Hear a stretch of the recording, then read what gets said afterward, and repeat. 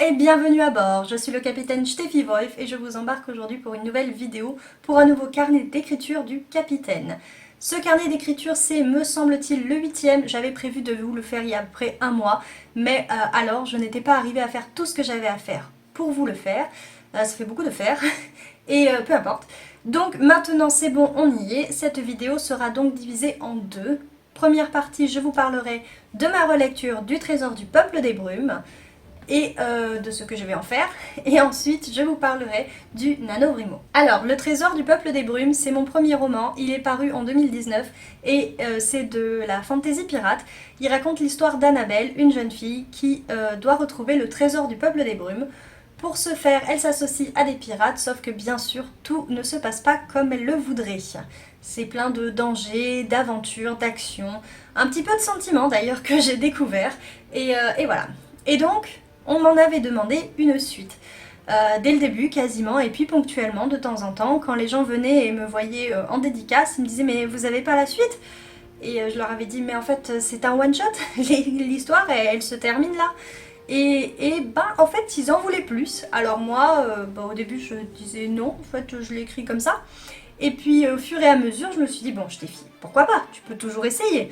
Alors comme ici je revisitais une légende germanique qui est celle de l'or du Rhin et de l'anneau sacré, je me suis dit ce serait bien de revisiter une autre légende, d'une autre ethnie, peuplade, d'une autre mythologie donc, et j'ai choisi la légende de l'Atlantide, puisque bah, c'est une légende qui a un rapport avec l'eau, que mon univers est fait principalement d'eau, que bah, ça pouvait m'apporter plein de choses, et notamment ça pouvait être mis en lien, de la façon que moi je voyais, avec le peuple des brumes. J'ai donc écrit à un moment donné un premier jet, non, un premier jet, que j'ai abandonné parce que ça me plaisait pas, il n'y avait pas de dynamique selon moi, il n'y avait pas de rythmique, et je retrouvais pas encore les personnages que l'on avait ici, à savoir Anna, Rick et d'autres. et donc je me suis dit, tu vas recommencer et puis tu vas alterner. Chose que j'ai faite, je suis arrivée au bout de mon premier jet, et là je me suis dit, oui mais Steffi, tu avais dit que tu voulais relire le Trésor du Peuple des Brumes avant, histoire de pas faire trop de bêtises. Donc en fait, une fois mon premier jet arrivé, la flemmarde, je l'ai mise au placard et j'ai dit maintenant, tu vas relire ton premier roman. Donc c'est ce que j'ai fait, je me suis mis au taquet de signer, et à chacun de ces signets, vous avez des surlignements. Alors là, typiquement, on a 2 lignes, mais parfois on a des chapitres entiers, voire une page entière qui est surlignée. Je ne le fais jamais, mais ça, c'est mon livre à moi. Il a quelques défauts d'impression, donc il était parfait pour cet exercice. Voilà. Et que dire, bah, j'y ai découvert des choses, notamment dans, lorsque je l'avais écrit, lorsque je l'avais fait bêta lire par des gens, une personne m'avait dit en fait l'histoire d'amour machin c'est pas top, et donc j'avais enlevé, pensais-je, l'histoire d'amour qui naissait entre 2 personnes. Oui, et bah que nenni, il en restait un petit peu, et bon c'est pas si grave en soi, hein, mais bah du coup il va falloir que soit je l'exploite, soit je fasse comprendre pourquoi ça n'a pas eu lieu d'être, voilà. Ça, j'ai découvert aussi, mais ça je m'en doutais en fait, arrivé à 3/4 je crois de mon premier jet, je me suis rendu compte que j'avais transformé 2 personnages en un seul. Donc bah, il va falloir soit que j'explique pourquoi il est tout seul, soit que je me dépatouille à faire de lui 2 personnes, voilà. Ça. Et puis bien sûr plein d'autres choses, des idées qui me sont venues en cours de route et qu'il faut que j'intègre à mon premier jet, qui ne sera du coup plus un premier jet, et bref, un retravail que j'avais prévu de faire en octobre, mais force est de constater que je ne l'ai pas fait, puisque j'ai terminé cette relecture début octobre, voilà. Pourquoi je voulais le finir en septembre à la base, pour faire ce travail d'écriture en octobre, parce que en novembre arrive le NaNoWriMo. Et là on passe à la deuxième partie de cette vidéo. Donc le NaNoWriMo, pour faire court, qu'est-ce que c'est? C'est un terme américain, anglophone, c'est d'ailleurs une abréviation de National Novel Writing Month. C'est une approximation en termes de parler anglais, mais en gros c'est en un mois vous vous challengez personnellement pour écrire un roman ou 50 000 mots, voilà, ou un roman de 50 000 mots. Alors moi la première fois que j'ai participé à ce challenge c'était en 2015 et j'ai écrit, attention, roulement de tambour, la première version de Anna. Anna qui est mon dernier roman, qui est paru cette année, en 2023 donc. Donc vous voyez, j'ai écrit une première version, j'ai écrit je crois 4 ou 5 versions de ce roman pour qu'on en arrive à celui-ci. Et vous voyez, il est tout petit. Voilà. Et en fait, il rentre dans le challenge des 50 000 mots. Donc vous voyez, ça fait un petit roman. Moi j'aime bien les romans courts, ça me va très bien. Donc voilà. Voilà, typiquement, ça c'est le premier roman que j'ai écrit en me challengeant. J'en ai écrit d'autres, j'ai même une fois réussi le nano, mais c'était plus un exercice qu'autre chose, ça ne méritera pas plus qu'un fichier Word.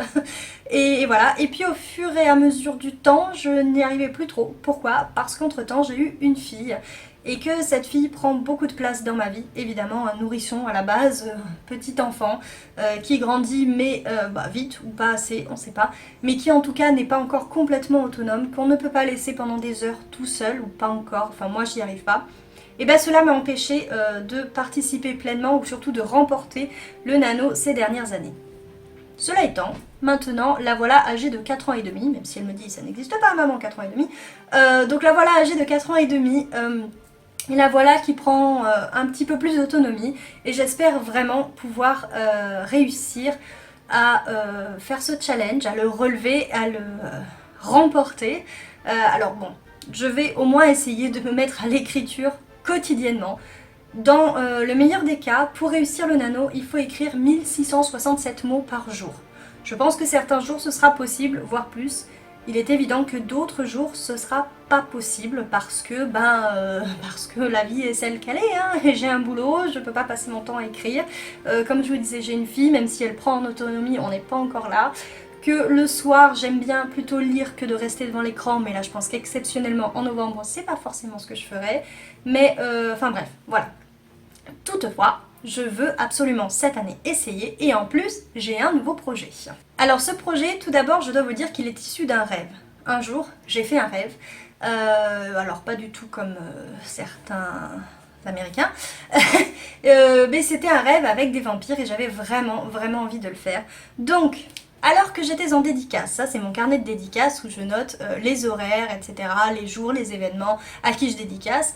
Alors que j'étais en dédicace, donc j'ai pris mon carnet dans l'autre sens, chose que j'ai déjà faite, et je me suis fait ça. J'ai écrit d'abord en vrac, non pas du tout, j'ai écrit d'abord en vrac plein de choses, et ensuite j'ai fait ma petite, genre comme une timeline, ou une frise, je sais pas, qui est divisée en 4 parties, qui sont les 4 parties qu'avait soumises Samantha Bailly dans une vidéo d'écriture que j'utilise depuis en fait pour créer mes romans. Donc dans la première partie, vous avez noué l'intrigue, donc en gros le début du roman, etc., jusqu'à un point de bascule. Ce point de bascule, on arrive dans Fun and Games, où là, tout se passe très bien, le héros ou l'héroïne, ou la bande de héros découvre un nouveau monde, etc. C'est génial. Ensuite, vous avez le ventre de la baleine, où là, malgré ce nouveau monde, etc., tout n'est pas toujours rose et parfois même plutôt gris, voire noir. Et enfin, le dénouement, donc la fin, qui ne doit pas se faire en 2-3 pages, bien évidemment. Et donc à chaque fois, par partie, je me note ce que j'ai besoin. Et puis là, vous voyez, j'avais pas assez de place.